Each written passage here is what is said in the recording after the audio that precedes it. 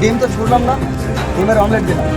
প্রথম কথা হচ্ছে আমাদের এই ওয়ার্ডটা, এরা যে টাকাগুলো তুলেছে, টাকাগুলো বস্তা ভরে কার কাছে নিয়ে গেছে?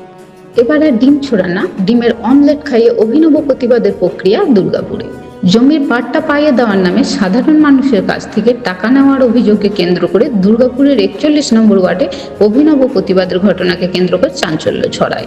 বিদায়ী তৃণমূল কাউন্সিলর শিপুল সাহাকে না পেয়ে তার ঘনিষ্ঠ তৃণমূল নেতাকে ডিমের অমলেট খাইয়ে বিক্ষোভ দেখান এলাকাবাসীরা। ঘটনাটি ঘটেছে দুর্গাপুরের মহানন্দা কলোনি এলাকায়।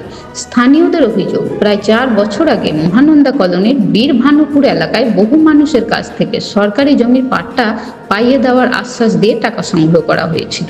করলাম বলতে দেখুন, প্রত্যেকটা জায়গাতে ডিম ছোড়া হচ্ছে।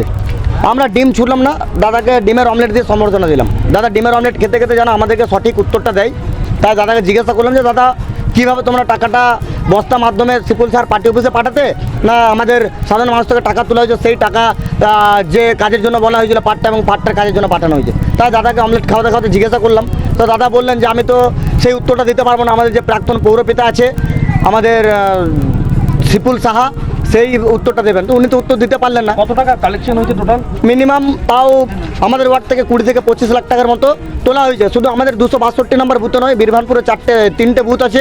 বীরভানপুরেও কিন্তু এই সিস্টেম কিন্তু ওখানে টিএমসির দুষ্কৃতীরা কিন্তু চালিয়ে গেছে। ওখানেও কিন্তু এক একটা বাড়িতে, এখানে যেরকম 250, 500, 700 করে তুলেছে, ওখানে কিন্তু এক একটা বাড়িতে 4000, 5000, 1500, 3000, 5000 টাকা পর্যন্ত ওখানে কিন্তু টাকা তুলেছে। এই অভিযোগ, দীর্ঘ সময় কেটে গেলেও কেউ জমির পাট্টাও পাননি, এমনকি তাদের টাকাও ফেরত দেওয়া হয়নি। শনিবার রাতে মহানন্দা কলোনির এক শিক্ষকের বাড়ি থেকে পাট্টা সংক্রান্ত বেশ কিছু নথি ও ফর্ম উদ্ধার হয়েছে বলে স্থানীয় বাসিন্দারা জানান।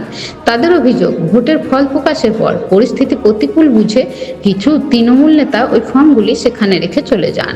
এরপর ক্ষুব্ধ বাসিন্দাদের হাতে সেই ফর্ম ও ঝাঁটা সমেত প্রতিবাদে সামিল হতে দেখা যায়। পরিচিত স্থানীয় তৃণমূল নেতা সুকুমার চক্রবর্তীকে বিক্ষোভকারীরা প্রতীকীভাবে ডিমের অমলেট খাইয়ে জমির পাট্টার নামে সংগৃহীত টাকার হিসাব জানতে চান। যদিও সুকুমার চক্রবর্তী দাবি করেন এই বিষয়ে তিনি কিছুই জানতেন না। বিষয়টি সম্পর্কে শিপুল সাহাই বিস্তারিত বলতে পারবেন।